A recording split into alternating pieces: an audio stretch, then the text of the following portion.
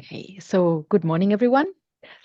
I'm Claire. I'm the moderator of today's session, and I have the pleasure to be here together with Anna and Fazilet. But just before we start, welcome to the IAM4RE deep dive linked to Model 1, Intellectual Asset Management. And today we move from the conceptual foundation of intellectual asset management towards a governance discussion, but in the best way possible.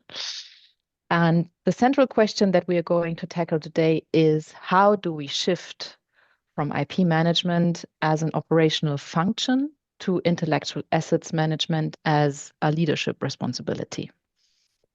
And as I said, it's my pleasure to welcome today here with me Anna Battiston and Professor Dr. Fazilet Vadar. So Anna, thank you very much for being here. Anna is a policy officer at the European Commission's Directorate General for Research and Innovation, so DGRTD, in the unit for knowledge valorization and technology infrastructures. And Anna is directly involved in shaping and implementing EU policy initiatives aimed at strengthening the valorization of academic intellectual assets and enhancing the capacities of technology transfer offices across Europe. Very small task, you know. And she also contributes to the design of pilots like our project here today, IAM4RE, in intellectual asset management and industry academia co-creation. So with Anna's background, also at the Commission's Joint Research Center, JRC, where she worked on barriers to commercialization and innovation ecosystem models, she brings both analytical and policy implementation experience to this discussion. Thank you, Anna. Very welcome. Thanks for having me. And to complement the policy lens with an institutional leadership perspective, I'm really delighted to welcome Professor Fazilet here today with us. Fazilet, Professor Vada, I'm very sorry. Fazilet, Okay. I'm so sorry. Yeah. Being a bit nervous, you know. Fazilet is Research Collaborations and Innovation Coordinator at the Izmir Economics University Rectorate and a Registered Technology Transfer Professional, so RTTP. And she has extensive experience when it comes to regional innovation, university industry collaboration, and intellectual asset management. She brings a strong governance level perspective. And I also had the pleasure to read some of her case studies that she was sharing. So thank you for also sharing your experience with us. Thank you for inviting. Yeah, and you are also a founding head of a bioengineering department and a contributor to numerous national and EU-funded projects. So you also have this perspective, which you are now also benefiting from in your now very strategic role at the University of Izmir. And you also have a long-standing experience in aligning research strategy, innovation structures, and institutional responsibilities. So it's really the perfect match having you both here today. And I'm very, very much looking forward to listening to your rectorate level perspectives and reflections. And in order to wake you up, all of you, we prepared a live poll. So just to say perhaps a few words about the structure of today's session. So on the one hand, we have the mini theoretical overview that I'm providing as the moderator, but then we are going to hear from the policy perspective from Anna, and then we are going to hear from Fazilet from the institutional perspective. Here we prepared some key questions, and you are all invited to, use the chat to also ask more questions. But we also prepared Mentimeter slides, I think 7 all in all. So we really want your input. It's about both us providing the two different perspectives, but also you sharing your experience. Because this is also, even though I know that today the setup is not perfect, you cannot activate your microphone as a participant and you cannot activate your video. We promise the next one will be different because we're anyway not expecting hundreds of people to be here. So today we have 20 participants with us, which is great. So thank you very much. And that's why we really would like to hear your voice, your experiences. So let me see if I'm able to pull off the whole Mentimeter sharing and you being able, let me see. I think I just have to see if I find the chat because I need to know whether or not the link is still visible for all of you. Yes, thank you very much, Tamiris. So Tamiris is our little fairy tale in the back end, and I'm sharing again. So this is Mentimeter, and I am starting my presentation.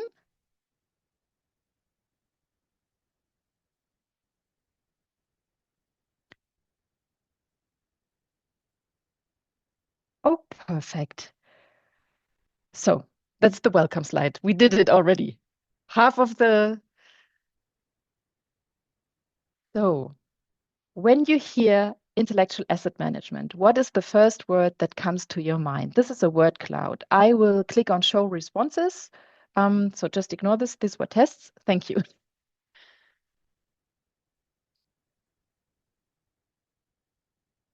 Yes. Yeah.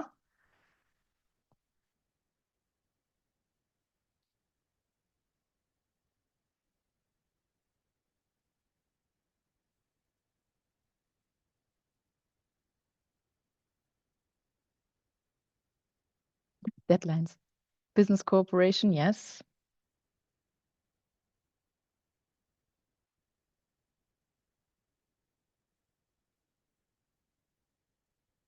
Perfect. Impact creation, company value creation. Yes. Well, European Commission. Yeah. One of the big pushers of all of this. Take off my jacket. It's too warm. Yeah. Perfect. Thank you very much. Yeah, but still, patents is one of the terms that is coming up most. Otherwise, it wouldn't be the biggest. So value creation, patents, and impact. Um, but what here value creation really is about, it's not only about patents. IP is not only about patents. It's about also all the other intellectual property rights or the other pathways to knowledge valorization, which can be a follow-up project, societal impact, standardization. So even anyway, also a very important term for us here at IAM4RE as we are joining the two codes of practice, but I'm going to talk about this in a bit. So IP-backed financing, yes. Brain, yeah. Hopefully you switch on your brain when you do research in general and valorization in general. Yeah. So thank you very much. So it seems you're all awake and you're all with us. And let me just go back. Oop. So just very briefly, I'm just providing a mini context, a mini overview of our context. So IAM4RE, if you haven't heard of us, what we are doing is a Horizon Europe initiative supporting universities and public research organizations in moving beyond a narrow IP-focused logic. So it's really not only about IP management and ticking the box of having intellectual property rights, let's keep it that way, but to help them to manage the shift from protecting outputs towards really managing intellectual assets strategically across the research lifecycle. So that already starts with awareness raising among the students and researchers, but it also needs checkpoints within the management and support system that is provided to the research. And then, of course, the connection to the industry. So our focus is really at IAM4RE early stage research results, governance and leadership, and institutional capacity building. And we use as a basis the two codes of practice, the one on intellectual asset management or knowledge valorization of intellectual asset management and standardization. And why this deep dive? So the session was not supposed to be a recap of Model 1 because all of you can log into our training suite and watch the video of Model 1 intellectual asset management.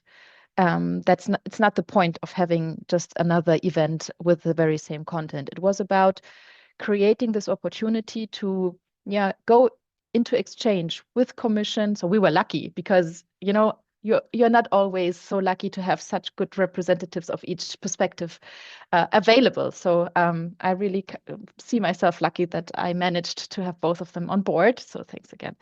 But yeah, it's about sharing also the experiences that Anna and Fazilet made already within their profiles and life cycle. But on the other hand, also, as I said, to go into exchange with you as as I call you, target group. You are the ones we are trying to reach. So this is also your chance to let us know if we're missing something. We're missing a point. So as I said, we wanted to connect multiple perspectives, the EU policy frameworks and the priorities, the institutional leadership perspective, and also a practical approach. I'm not saying that Anna is not practical, but I'm just saying that she looks at all of this from a different perspective. You can say it. You can say it. We are notorious for that. Yeah, this is also about creating perhaps some friction. No, but Fazilet has, I think, a very practical approach to all of this because she has to somehow bring all the different players together and has to make sure that there's a real system in place where all the different, uh, s- yeah, things are working with each other. So what we are saying is that intellectual asset management is a fundamental leadership responsibility. Of course, we can show that bottom up there is a need for more cooperation, that there is a need and that it would lift the weight on the shoulders of those that are in charge of providing support. But you need commitment from the higher levels, the senior levels of the institutions. So it is not just a administrative function.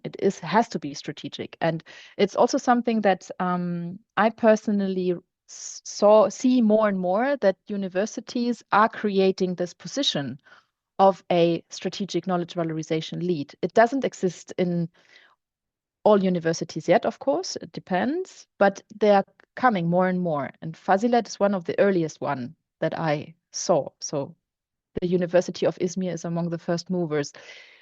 How this came up, you perhaps share with us, Fazilet, if you approached the University of Izmir and told them, you need me, or if they approached you and said, we need you, would be interesting to know.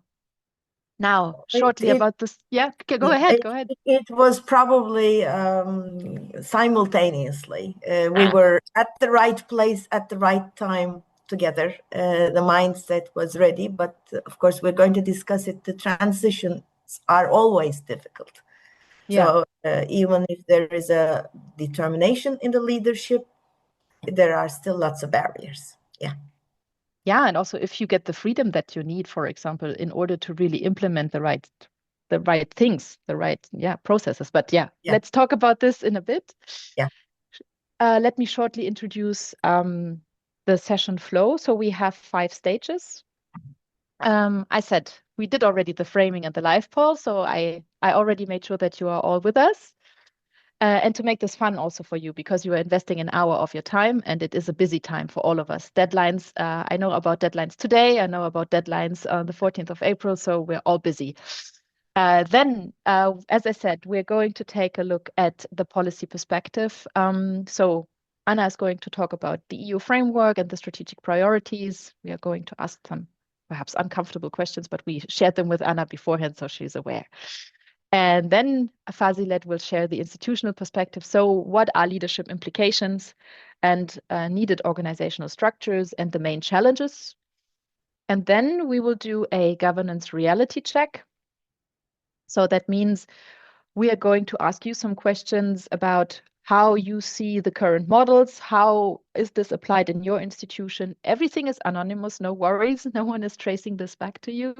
It's really about starting, a thinking process. And then at the end, we will talk about key takeaways, what could be actionable insights and next steps.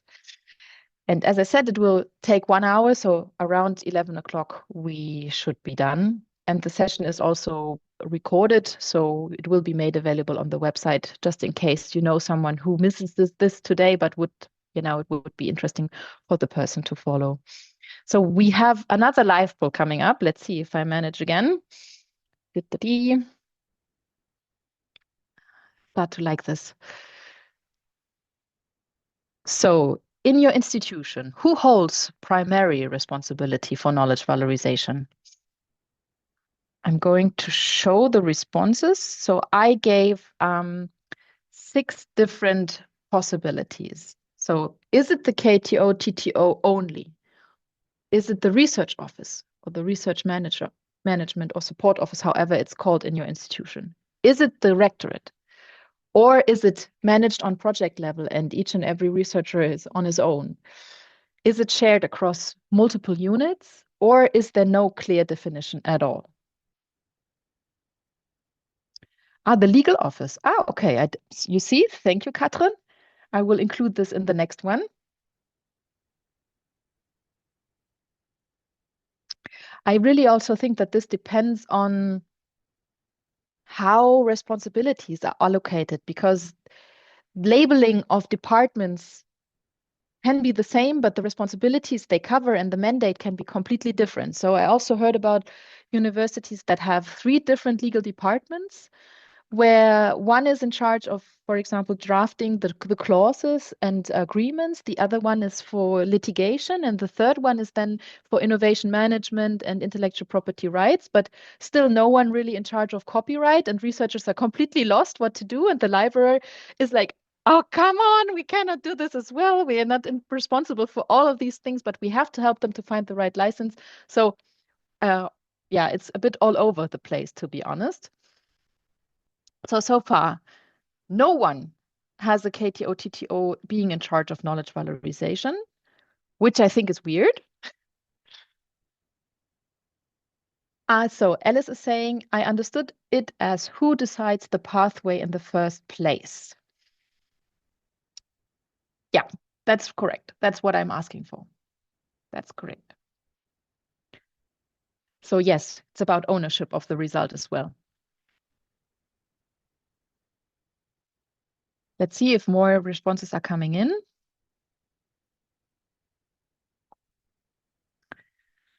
So we see a lot that it's shared across multiple units, that it's not clearly defined. So that's together with the rectorate and leadership, the second biggest position. And then we have project level and research office.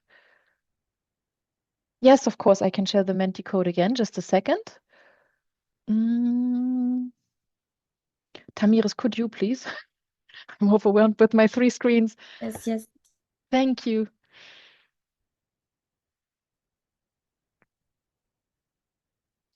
So then we wait a bit. But yeah, so 50% as far as we can see here, it's shared across multiple units. And the second biggest position is now not clearly defined. So that shows that it's really needed, if you want, that the strategic guidance that is provided by policy level is needed. And, I also remember when Commission started this whole knowledge valorization discussion. So apart from everything that happened in 2002, I think, was the very first time that all of this came up. The first paper was published, but then for a very long time, nothing happened. And then in 2019, you restarted this whole discussion. And then in 22, there was the mutual learning exercise where you included all the different stakeholders from the member states and developed the codes of practice, right, Anna? Yeah, so this was a kind of a bottom-up approach, even though you have to consider that those people that really participated actively in this mutual learning exercise were, of course, policy level people. Representatives Yeah, almost. yeah. So still, I think they're very useful and very, I have to say this, of course, you're my boss, but I'm just, I I'm really nobody's think, boss. no, That's but for sure. we've been applying the codes of practice very much. And of course, here and there, And that's also why you were conducting the study, and is this still going on? Yes, you're still collecting feedback about the real implementation of the codes of practice, right? Yes, now we are at second stage. I'm not sure exactly where they are at the process operationally because I'm not following it. But indeed, the idea is to try to understand a bit better real life cases of implementation of the codes. We had a survey last year where we wanted to know a bit more at a high level, yeah, how stakeholders, if they knew about it, if they had been using it, and for what type of use.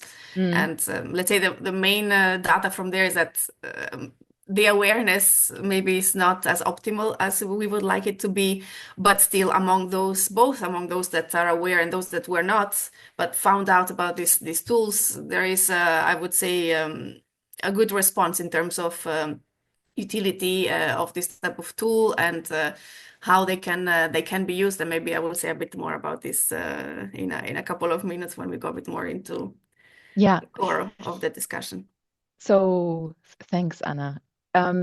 Yeah, so I think it is very interesting to see that, well, this really also for me is a first structural signal that coordination is key when it comes to knowledge valorization, because not one profile, one position can take care of all of this. A researcher needs support from the beginning, having an idea through to proposal writing if access to finance is a topic, then during research, during publication process, and then when it comes to knowledge valorization, actually, I think it already starts with making the researcher aware of the pathway itself. Is the researcher aware of the pathway? Is it important for the researcher? Why? Why should they care? I also very often get the question, why should I share my data? Why at all? As open as possible, as closed as necessary. What does this really mean? I don't understand. I just want to conduct my research and get it over with, and I have to publish here and there. And I mostly try, for example, a chemist I talked to said, I just publish whatever I don't need because then I'm publishing, but I can continue with my research. So, and I also still also see many institutions where the researcher is on his or her own. So it's project level. Here it's just 7%, but I hear that very often that then the researcher is on his or her own when it comes to that, and they're completely overwhelmed because depending on in which sector you're working, SSH, for example, it has to be clarified also GDPR-wise who owns the data you're working with. What do you want to do with this data? And so on.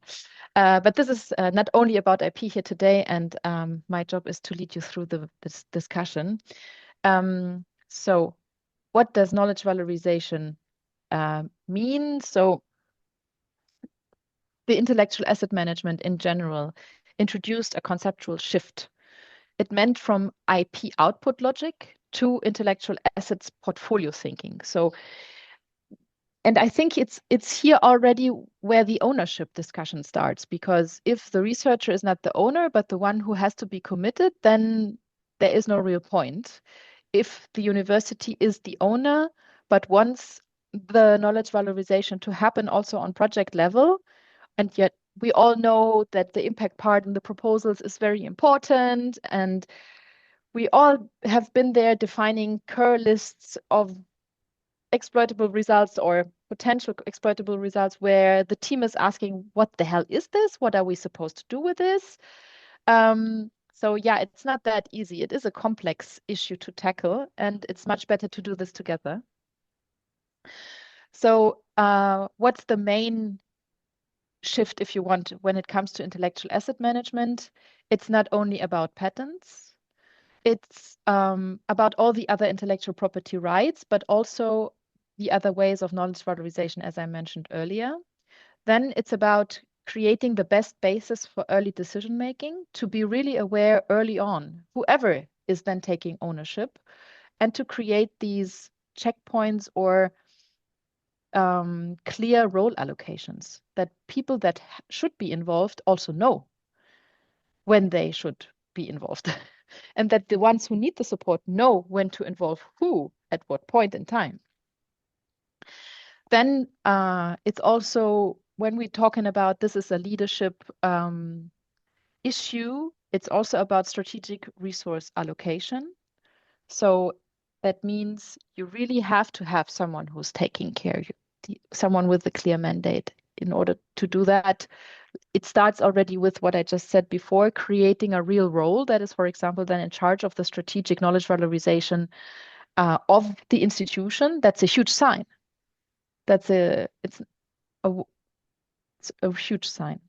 Then leadership accountability, not only creating someone who is greenwashing and saying we are following the knowledge valorization pathway with our institution, but more about really being accountable for what you want to achieve with the institutional strategy. And now I'm just, so at European level, this shift is, of course, not accidental. Knowledge valorization has become a structural priority within the European research area. And here we have, as I said, the knowledge valorization as ERA priority. We have the codes of practice we mentioned before, and the institutional capacity focus as projects like IAM4RE or IP for Open Science.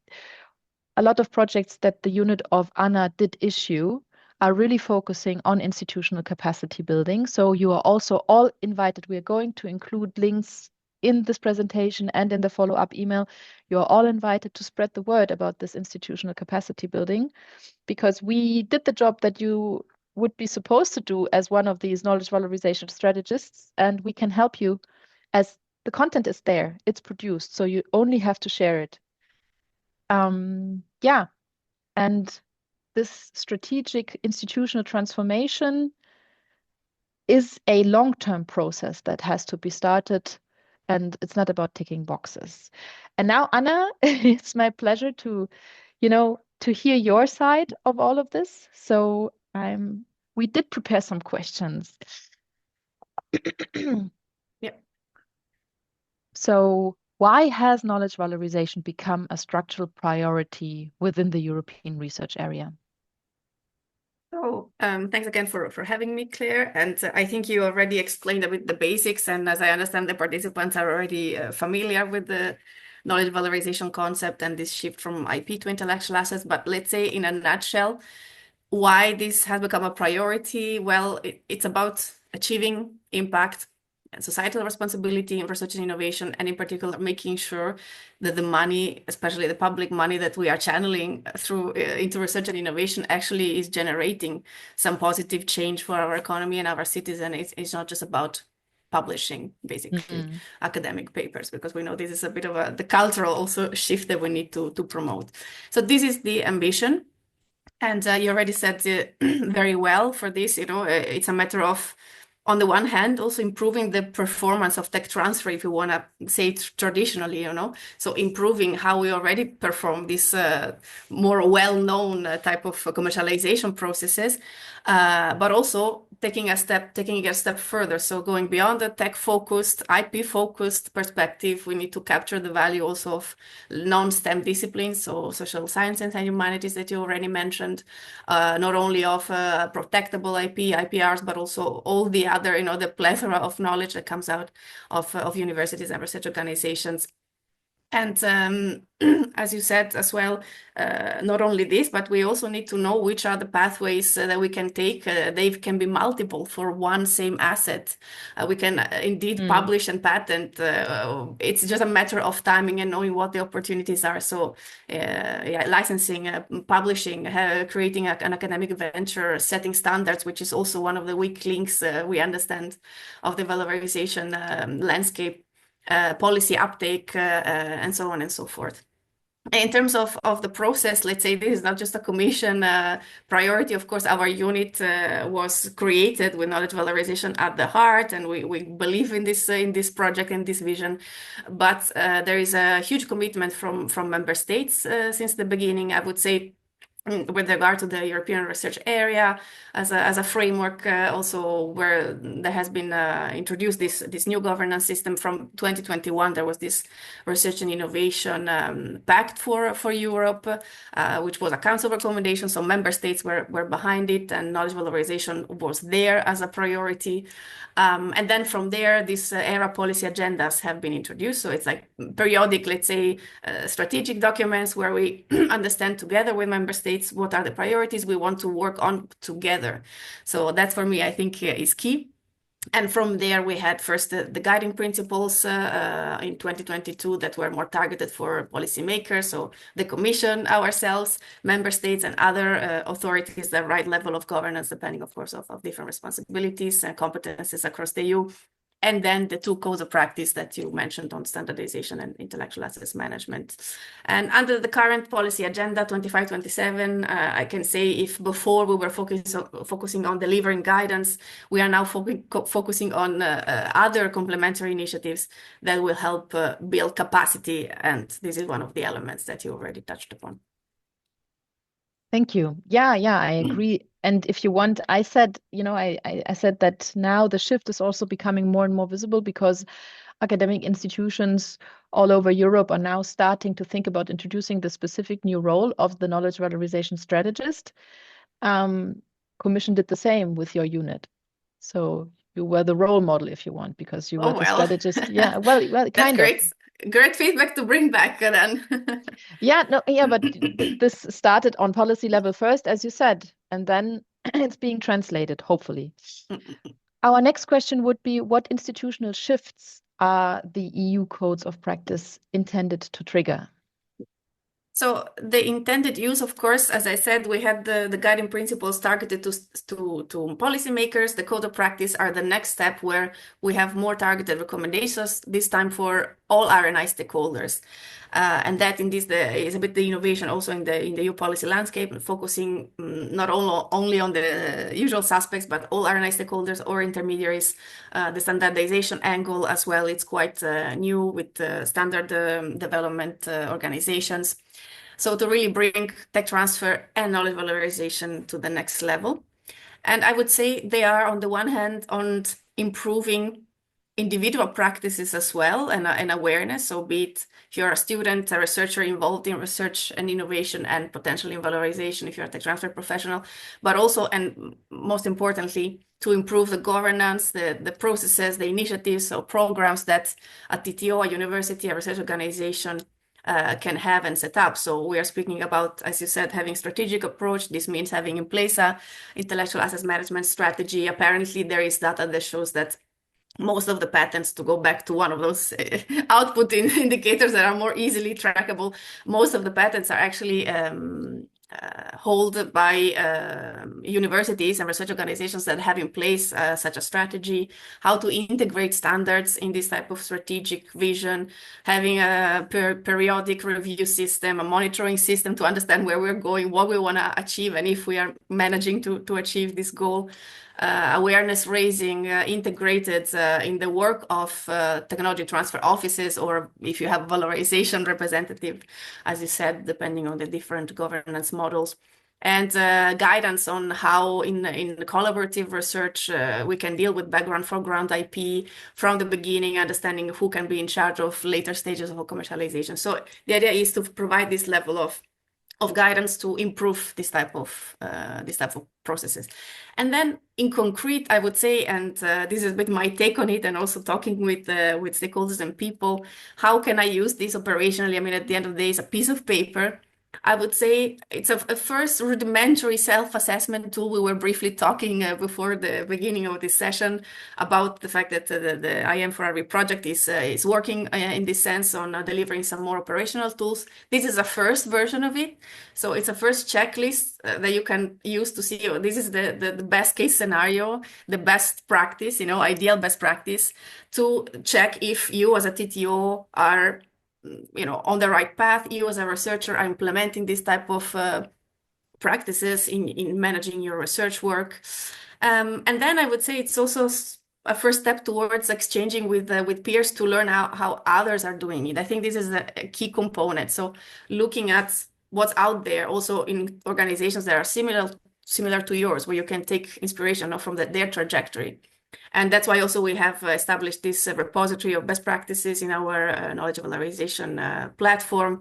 Of course, this is not in no way comprehensive, but yeah, I would say the encouragement there is to take those parts of the code that you think resonate with your practice, with your organization, where you know you can do better, and then look for inspiration to replicate certain initiatives where there is replicability potential. And finally, this is something that was not really intended, but apparently the codes are being used as a bit of a political tool to raise awareness about the strategic importance of valorization and intellectual assets management, both at organization level. Not all universities or research organizations, as you say, have a management level that it's super invested and committed to this. So it would be a way for researchers or a tech transfer professional to say, this is something important, is recognized, and we need to do something more about it, or also to raise awareness and get support from regional or national policymakers to bring this change. So that was a bit of a positive, let's say, spillovers that we were not expecting. So you're saying that Commission is happy about a bottom-up approach that was accidentally created. Absolutely. And for everyone, as Anna was referring to a mini discussion or exchange that we had before, when I said here for IAM4RE, we are also developing additional learning material. And I just recognized yesterday night when I finished the drafts, it would have been nice to have them ready for today. So stay tuned. We did develop a self-assessment for institutions to check, okay, where do we stand when it comes to intellectual asset management or knowledge valorization implementation? And the other thing is a 10 steps plan, how to successfully implement it.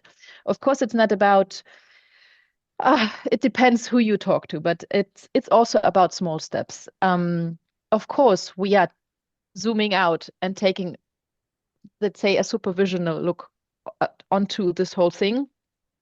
But no one really likes to start huge endeavors. So I really think such things also start small.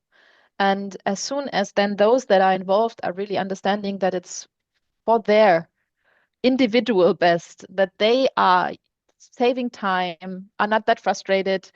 If you individually have this motivation, then it will fly. If it's still, you also need the leadership commitment. That's not what I'm saying, but I also say that such change or shifts just work if both sides see their incentive, if you want. The third question, Anna. So why is the shift from IP management to intellectual asset management strategically important as a system at a system level? But I would first ask, why is it strategic to KUR, at all, actually? And I said how, together with member states, we got to the stage where this was integrated in the European research area priorities. But fast forward to today, let's say we've encountered some challenges. There is some geopolitical shifts. We had the COVID crisis. So, and also we are always striving to deliver on the green transition.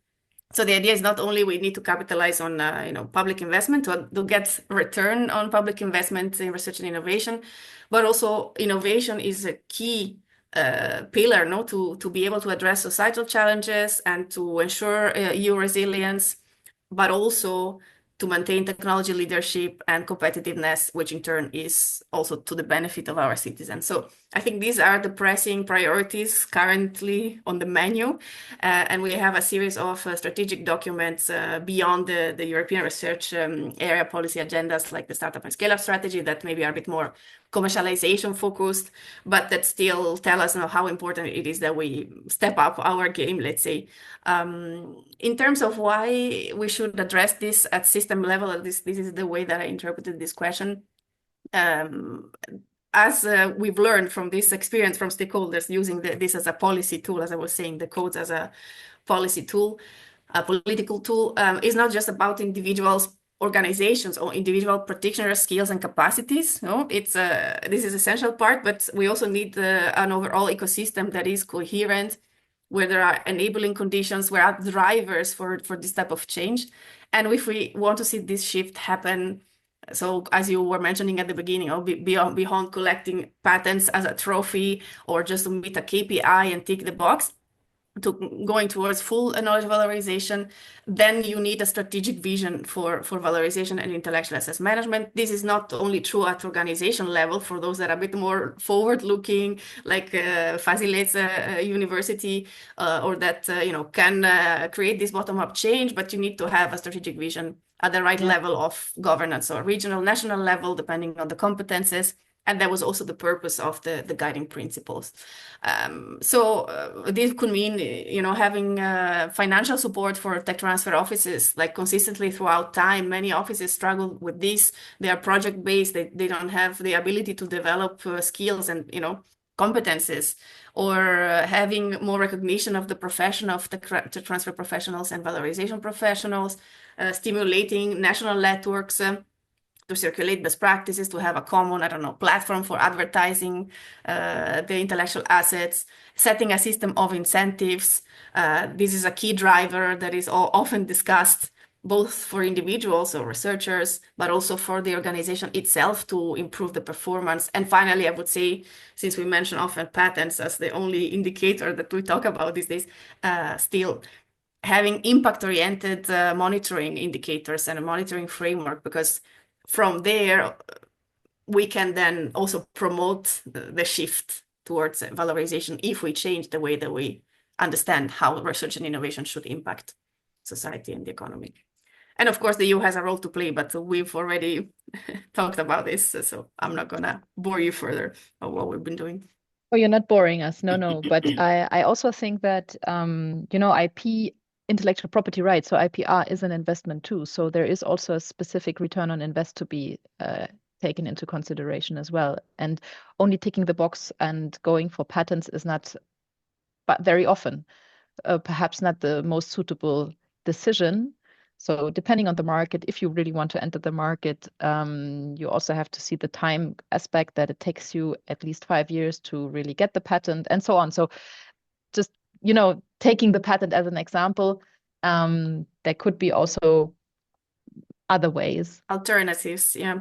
Yeah. It's a matter of having there the people that can explain to you what the alternatives are and to help you make the right choice, because I think that's also the issue. What we observe in other environments is that where there is no tech transfer culture and maybe there is not this trust built in the institution itself, is that researchers go around that established tech transfer office, and we have informal tech transfer taking place with industry, which, okay, the research goes out in the real world, but still, this is not optimal, no? As if you want to have a return on investment also for the university recognition and knowing what we're up to and how things are getting in the outside world. So that also is a problem. That's why you need the support system there.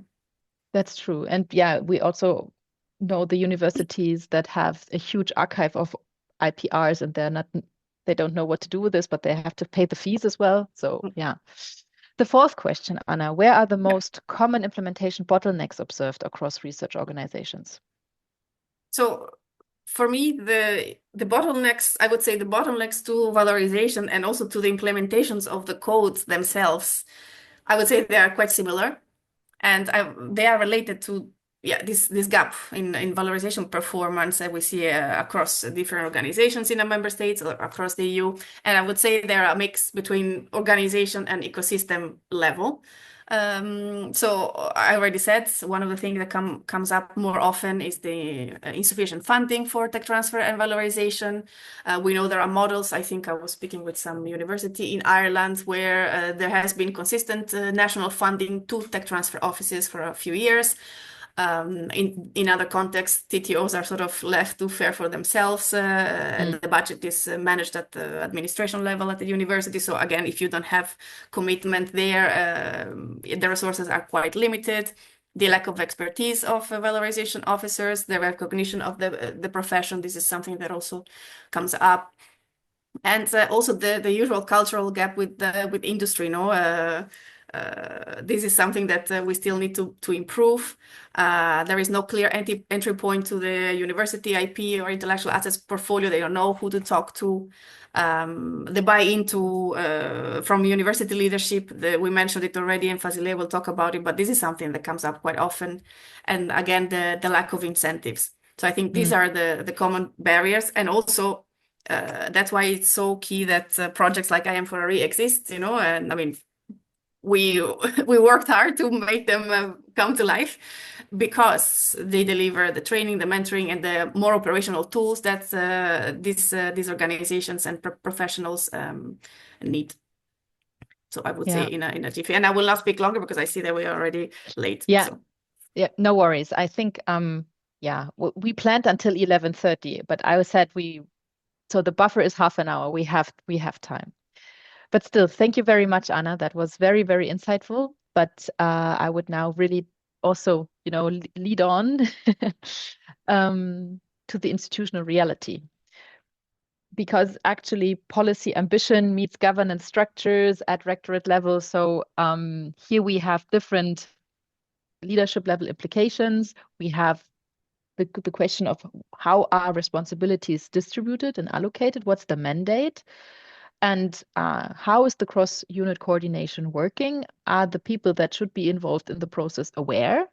Are they also exchanging regularly? That's also something we see as soon as this discussion is coming up.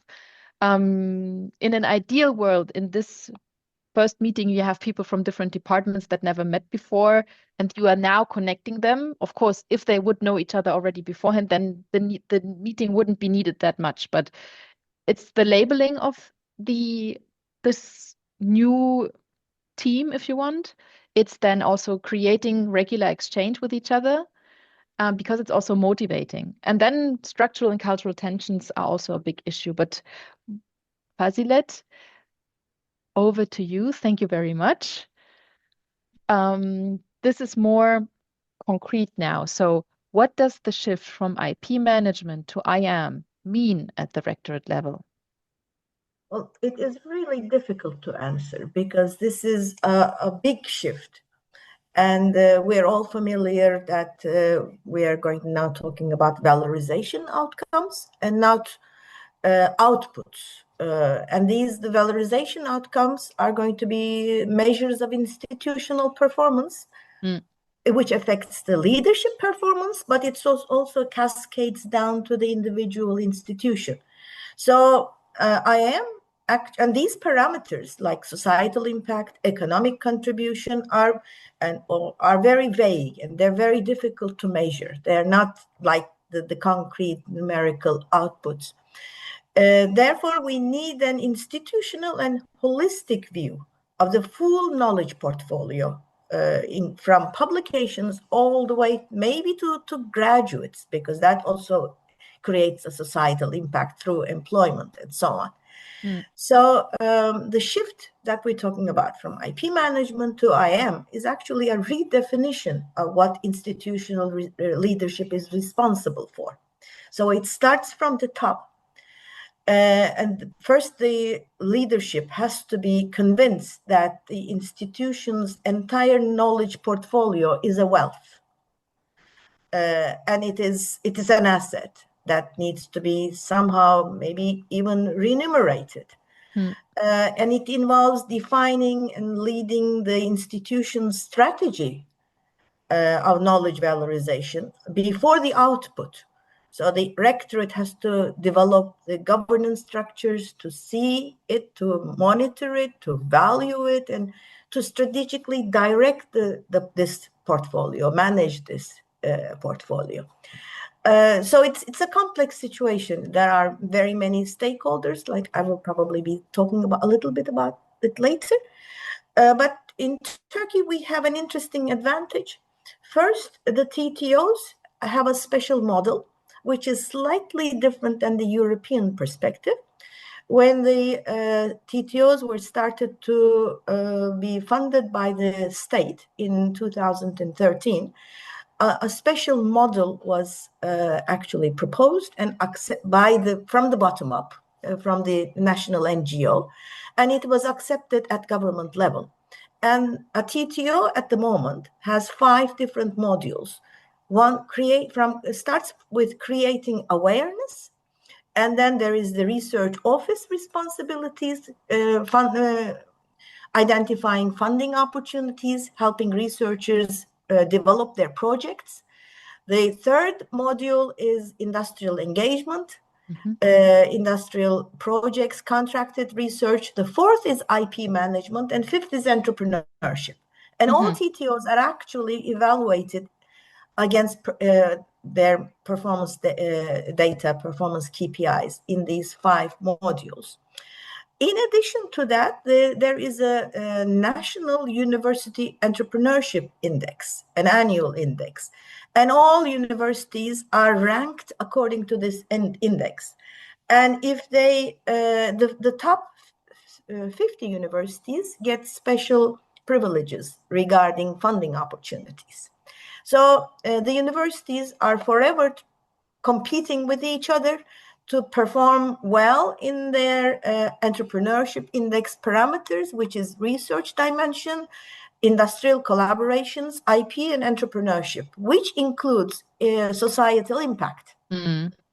So there is an awareness, an inherent awareness that dates back 10 plus years.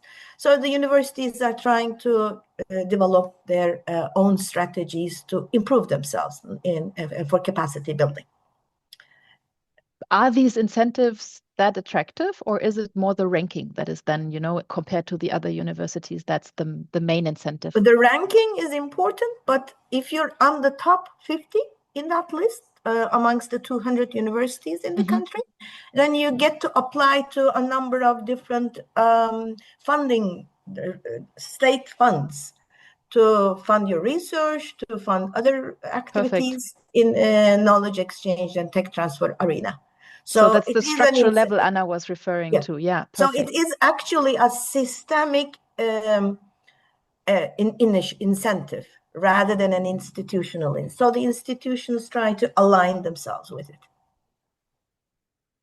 Great. Yeah. Maybe we can go on to your second question because we're falling short of our time. No, it's fine. It's fine. No worries. No worries. So how are responsibilities for valorization distributed across institutional units at your university? Currently, I think, again, I'm going to go from the country to the specific institution. There is no single module, but effective valorization actually requires a federated rather than a centralized or a fully decentralized structure, which is this is actually in alignment with your Mentimeter results. So a lot of units actually working in harmony with each other is the key to this, I think. So we need a well-functioning distribution of responsibilities. And this obviously involves a good multi-professional team with defined responsibilities and optimization of overlaps. This facilitates a seamless operation throughout the institution. So the critical insight here is that the responsibilities must not be overlapping in execution, but they should be deeply overlapping in communication.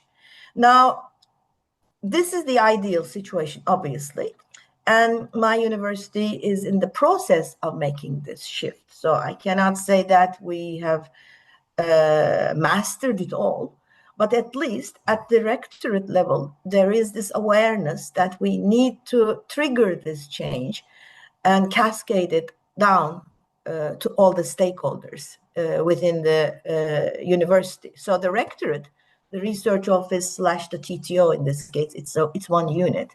The faculties, departments, and individual researchers are all stakeholders in this process. Yeah. We know that the leadership should be setting the institutional strategy, embedding valorization in performance frameworks, while the research office or the TTO has to identify valorization opportunities, beginning with the proposal design to IP protection decisions, management of the formal IP portfolio, and the commercialization pipeline. In parallel to this, the asset management thinking has to be embedded into the institutional culture through faculties and departments.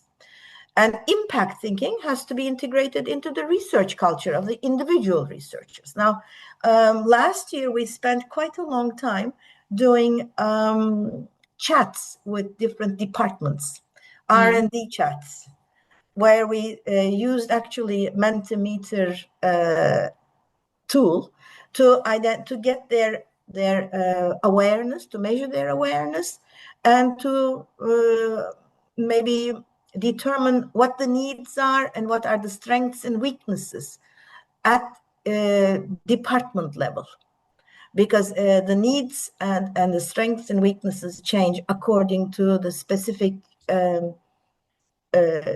sector, specialities, sector, and expertise.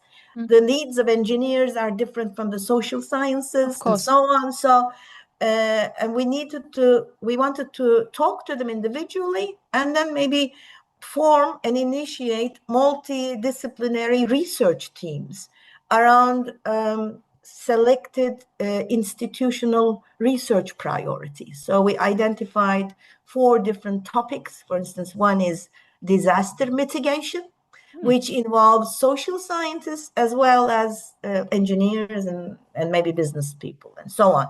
So we are now trying to initiate projects where multidisciplinary research teams are also contributing. If there is a multidisciplinary perspective in research, it's easier to evaluate the valorization possibilities of the research outcome. If the researcher is there by himself, more targeted onto his or her own specific deep dive research results, then it's more difficult to insert this mindset of asset management into the researcher culture. Yeah, what you're saying is also reminding me of that, when a university has a KTO office, not all of them have one already. So that's the first point. But then if they have one, you have a team of 5 that are then in charge of covering the knowledge transfer of all the different faculties, which is really difficult. You cannot be an expert in everything. That's not possible. So the third question, how do you ensure alignment between strategy, research offices, TTOs, and faculties? Well, somehow you did answer this with the exercise and the interview that you did and the pilots that you are running, but are there other steps? Maybe I can just sum it up, because I think alignment is actually a governance architecture rather than a communication exercise. The results of the chats we had with these different departments provided data for the rectorate to define this governance architecture, which is still work in progress. So I'm not saying that we've done it all. No. So we need a true alignment between strategy, the research offices, TTOs, faculties, so that we can establish a path of least resistance for this journey. So there are several components for this alignment. First, alignment, I think, begins with measurement based on shared KPIs and institutional reporting. And the KPIs in this case have to be specific to each unit, but they have to be traceable to the same common institutional goal. Yeah, we have a comment here from Alice. I don't want to interrupt you, but this is specifically what she was saying. So isn't it sometimes just a matter of what we choose to measure? A university may not have a large IP portfolio or spin-off creation, yet still perform extremely well in terms of societal outcomes, industry collaboration, graduate employment, and regional capacity building. So yes, it's exactly what you're saying. I completely agree. Yeah, so we have to decide on what to measure. Because that actually leads to an incentive. It's not just 0 and 1, Yeah. So interinstitutional communication is a very important component. So regular, maybe portfolio level conversations about where the institution's knowledge is heading, how resources should be held, involving all institutional stakeholders, units should be carried out, led by the rectorate. So that actually defines that there is a leadership mandate for knowledge valorization. Another component that improves alignment is appointing a dedicated valorization or knowledge exchange role within researchers. I'm going to explain this a little bit better. Maybe having one or two ambassadors, valorization ambassadors within departments to be a part of the network of the TTO and the rectorate to sort of cascade down this mentality. And since those ambassadors are going to be one of them as researchers, there will be less difficulties in communicating what we are trying to say, because they will have more common denominator, and they will act as translators between academic practice and institutional strategy, surfacing maybe opportunities earlier and reducing this cultural difference between the TTO and the research community, because TTOs are administrators, TTO personnel are more administrators. And finally, I think the most important alignment mechanism is the incentives. If the faculty promotion, research funding allocation, institutional recognition criteria reward valorization activity and societal impact, researchers will align themselves with it. So it is what the rectorate is pointing through the incentives that is going to be very encouraging. So not just publications, but valorization should be as important. So to sum it up, if a full structural reform is not yet feasible, as in our case, a joint IAM coordination group meeting quarterly, chaired by the rectorate level, including all the stakeholders and faculty representatives, can begin building the shared language and trust that structural alignment eventually requires. Anna, that's very interesting for you for future calls, everything that Fazilet is sharing here. Absolutely, but I'm happy to see that I had this patience with my limited operational experience, because what we know, we hear, and we observe from afar, but it's quite different to hear, of course, the experience on the ground. And I'm happy to see that I was on the right path. So yeah, great minds think alike. On that point, IAM4RE also will publish a self-assessment tool that is called "Are You a Sciencepreneur?" So this can help with the mind shift or mindset setting of then the KTOs and the researchers. The next question for you, Fazilet, is what structural and cultural barriers tend to slow this transition? Some of them has been mentioned by Anna, so I don't really want to repeat it all, but to maybe summarize it into 5 categories. The first barrier, we talked about it, the misaligned incentive systems. If valorization activities are not recognized in promotion criteria or workload models, researchers rationally deprioritize it. So this is the first barrier, I think. The second barrier is fragmented accountability. There should be clear definitions about who is accountable. It could be a single person or a unit for the different steps of the seamless journey of knowledge asset from creation to impact. And if there isn't a clear definition, then a lot of assets fall through the gaps between the units and they're just lost. So this journey should be clearly defined with respective responsible people pointed out. Without clear ownership, the assets are completely missed, or they're not only the motivated researchers pull them through. So they're not the resilient one. Yeah, so they're not extensively practiced. The third one, which I think is really important, is the late stage engagement. We have to know that there is going to be a valorization possibility of that research from an early stage. So if valorization, it's treated as something that happens after research rather than embedding it within the research. There are critical decisions throughout research about data sharing, publication timing, material transfers, even the structure of the experimentation. Are we going to get certifications for the end product that's going to be produced? If we're going to apply for an CE certification, for instance, certain experiments have to be conducted according to certain protocols.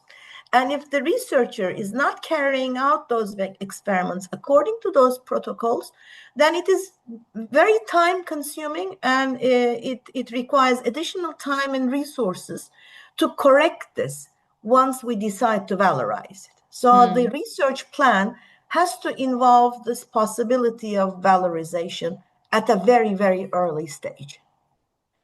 The fourth one is an obvious one, resource and capacity constraints, particularly with respect to investing in qualified TTO staff. And this is generally a leadership investment decision. It's a complex decision that is not a linear decision. It's got lots of other parameters. And the final one is and this is the most difficult one, I think, the cultural resistance rooted in academic identity. Generally, words such as valorization, assets, commercialization, they're taboo. They feel alien or threatening to academic identity and academic freedom. So there should be clear communication and the paradigm change in the mindsets of the academia, underlining that AIM is not something to be afraid of. And if it is properly designed, it can expand rather than constrain academic freedom through open access strategies, public engagement, blah, blah, blah. So this is really, it's not a very tangible, barrier, but it's an immense intangible barrier. And we probably need a change in the generation, because this is more difficult for the older generation researchers. So the younger generation is more flexible for this approach, but the older and more experienced ones have difficulty reconciling with this concept of commercialization, valorization. They feel that it taints research. Yeah, I agree. Yesterday, I just spoke with a IP strategist of a university, especially being support to SSH researchers. And she said it seems like a taboo to talk about IP commercialization.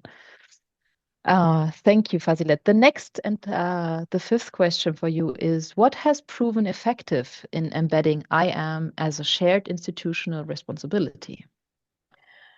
Well, I'm going to repeat that. I'm not going to say that we have done it all, conquered it all. So it's a work in progress. It is genuinely a shared institutional responsibility. It does not happen through a single policy change or a structural recognition. It's the result of consistent, multi-level institutional effort over time. Yeah. But again, summing it up in several bullet points, leadership should not be just endorsing it in policy documents, but actually allocating dedicated resources, visibly championing it, signaling to the entire institution that this is not a peripheral administrative concern, that it is actually embedded in the mandate. The narrative should be reframed from IP protection and commercialization to maximizing societal value of your research for all academic communities. Because when you're talking about maximizing societal value, then there is a soft edge to it than commercialization, because we all want to do something for the society that we are living in. We have to establish early stage valorization checkpoints throughout the journey of a research project. They should be built into standard research processes And the potential pathways to impact from research should be continuously questioned throughout the lifetime of the research project. And this should really be in the operational codes of the TTO or the research office, that they should be questioning this. I'm sorry. All good. We should also be investing in people and not just structures. So we could be actually establishing the structures, but if the right people are not there to implement all these new structures that we have established, it is no good. So hiring and developing KET professionals who combine a deep understanding of research processes with a commercial, legal, and policy literacy, at least, is important. So this will give them an institutional standing to engage with researchers as peers rather than administrators.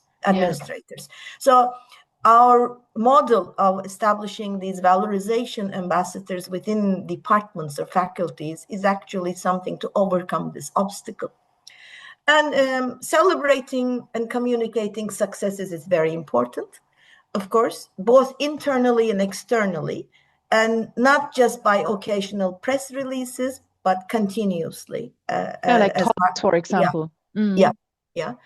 And then the rectorate level, we have to be continuously adapting and improving institutional practices. So one adjustment made is just not enough. It's a continuous and iterative process that has to be checked. And maybe first a small change is introduced. Once this is totally adapted, absorbed, and implemented, then we need to go a further step and improve it and introduce version 2 and so on.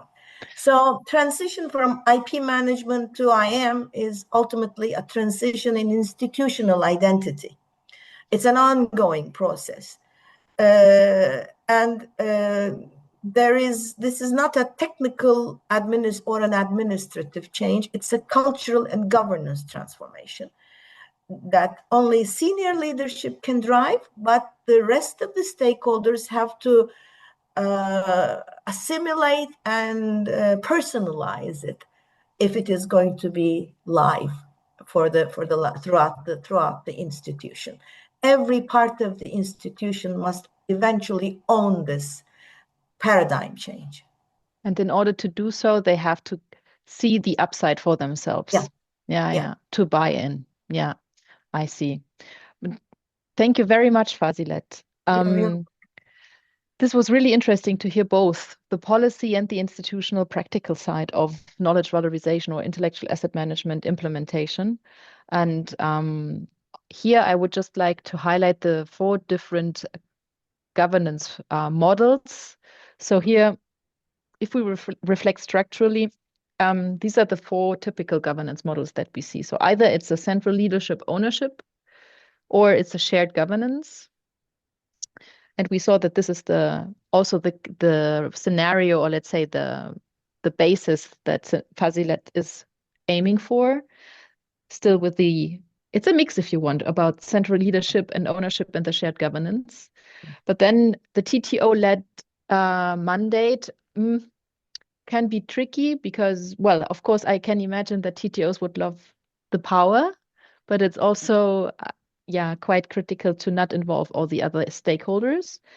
And project level driven, this mindset should be transported so that, and this is then the individual buy-in you've been talking about. And this is just a mini shout out to our audience who is still with us, by the way, no worries. We didn't lose anyone.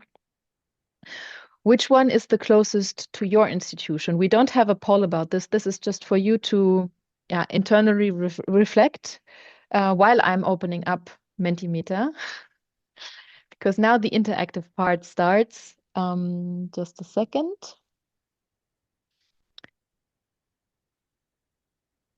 So how effective is your current governance structure in delivering impact? Just checking if you need the link again. I hope not.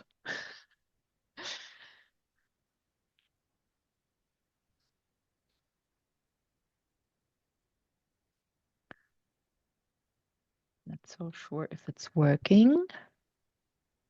Thank you, Tamiris.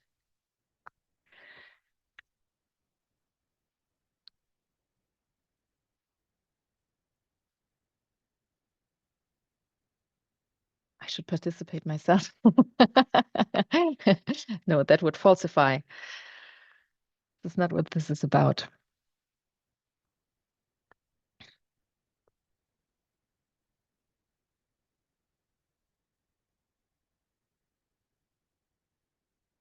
Now, of course, it's also a question whether you are working on your own or if you're part of an institution.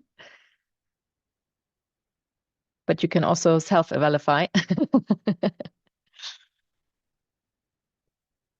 But so far we see it's more moderately effective. So that means there's still room for optimization. Okay, that's always there. But I think that both Anna and Fazilet, especially Fazilet, did share very practical approaches how to tackle that.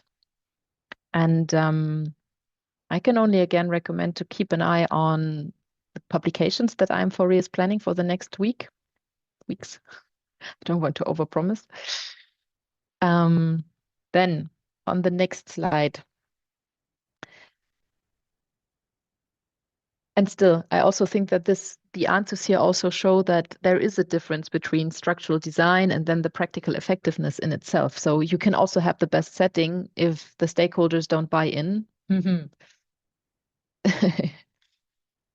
Oh, wait. And I also would add, I mean, it really depends on the capacities to begin with of the institution, of the critical mass. I mean, Cambridge enterprise cannot be replicated in a university that has no tech transfer culture from one day to another. As the TTO grows throughout the years, then you can think of letting it perhaps take off on its own and be more independent, or you have environments where there is no critical mass at all, and universities need to come together and have a shared tech transfer service. Or you have the French model where they have this SAT regional TTOs, let's say, that take forward the inventions and assets, whereas you have then tech transfer representatives in university level, but focusing on the first part of the pipeline. So it really depends, I think, as well. No, the governance level needs to match with the broader view. No one model fits all. And it's also a question where the money is coming from, because if exactly it's mostly nationally funded and then you have the geopolitical developments at the moment, then it could also be that, anyway, open, there's nothing open, and it really depends on the rules that are applied by this national funding. I'm just, yes, you're right. There are very many different settings. Or something else is for the spin-off creation depends on the legal framework of the member states. I mean, in some universities cannot participate directly in their spin-offs. They need to set up these special purpose vehicles. So that's also something to consider, when you choose which way to go and to evolve. So choose wisely where you study, where you conduct your research.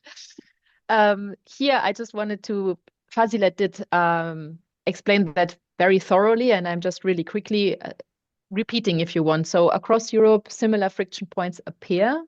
So we have misaligned incentive systems, fragmented responsibilities, late-stage engagement. So I think it's really just repeating what Fazilet anyway said, resource constraints and then cultural resistance. So it's not that IAM often fails because of the lack of tools, but because of structural misalignment that you have to work on. And that brings me to the next poll. Just a second. But I'm quite proud. It's working quite okay. I did expect worse, to be honest. So what is the biggest barrier to embedding intellectual asset management institutionally? We are asking you, the audience, of course.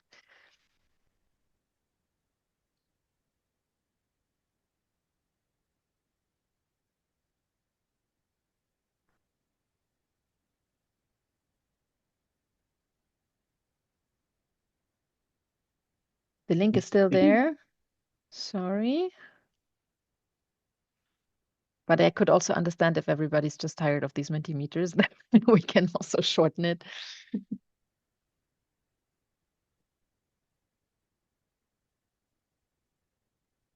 Or we just agree that's all of them. Maybe that's why it's taking so long to prioritize. It is difficult, yeah, especially if you're not personally involved. So it also depends, of course, on the profile of our participants. But I saw that. Ah, yeah, I know why it's not showing. I have to click Yeah, on yeah, yeah. You showing the have to responses. I'm activate it. sorry, that's me. Okay. Aha. Okay. So sorry. It's, I was bragging Oh. that it's working well, and then of course I forget to push the button. Okay, it's the biggest point at the moment is the lack of incentives for researchers, but also the fragmented responsibilities.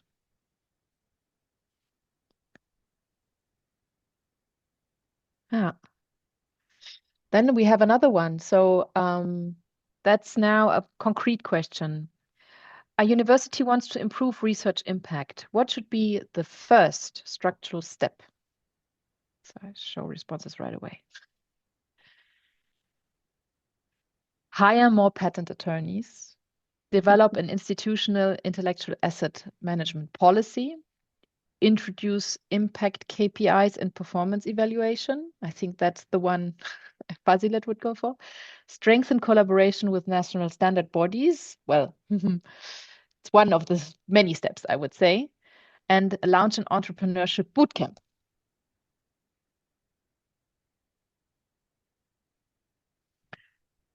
Yeah, for me, the second and the third are the strongest ones. Of course, we had to create some. Yeah.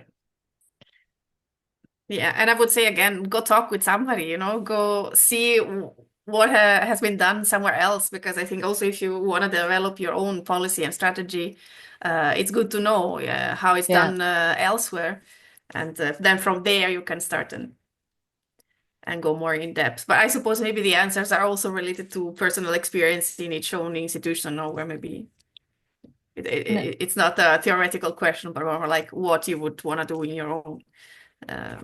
So somebody cares about standardization, apparently. So that's in a way very, still very good. good. Very good. Thank you. No, so it's from these two. Yeah, I agree. 2 and 3 are the most important ones in this list, and of course, this is not the exhaustive list. Next, no, wait. Let's see. I have one more slide here on my. Where is it? No. Okay. I just also prepared. No. Okay. Sorry, I'm on the wrong page. So this is the course. So sorry for this. So I know time flies when you're having fun. The last poll is really about what is sticking with you. We started with the word cloud. We will close this with the word cloud.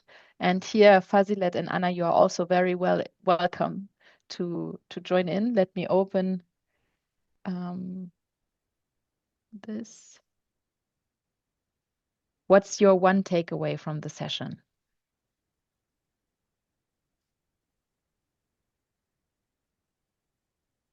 Well, that there are many challenges still ahead, I would say, but that is already good sign that we, in our small circle, all agree on what is important, I think, and where we need to intervene. And I mean, very egotistically, let's say, it's comforting to see that the Commission initiative are really aligned with what is happening in practice, and also our future work will definitely contribute. Fazile was talking about social sciences and humanities, multidisciplinarity. We are working on that as well. We're working on guidance on indeed how to use multidisciplinarity to encourage valorization, and vice versa to integrate valorization in multidisciplinary research.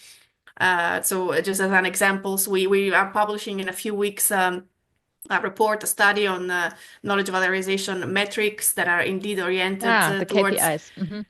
impact. I mean, I think it's still a challenge also because of availability of data. This is a more EU level exercise, European research area level exercise, and what Fazile was saying, it's important of to collect this information at the ground, at the very ground, and also, of course, the national evaluation systems have a role to play here. But it's a first tentative, exercise in this direction.